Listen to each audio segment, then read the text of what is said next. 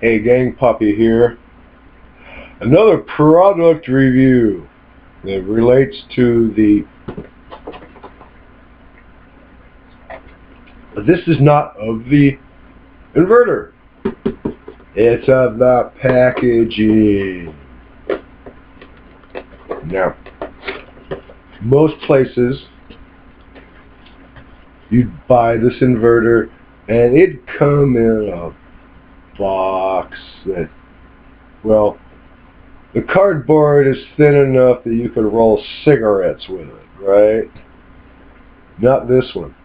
Nice 3-layer corrugated board.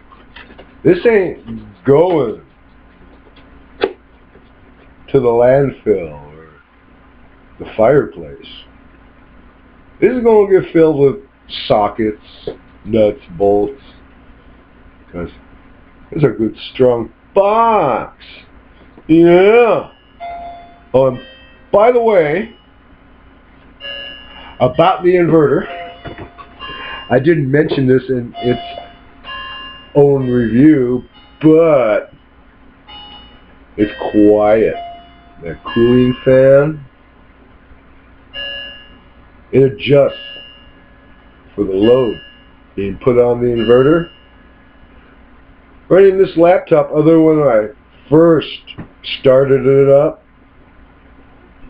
at 10 minutes to 5 yesterday, the unit got used to what it was doing and figured out how much electricity coming in, how much going out, how much load and work going on.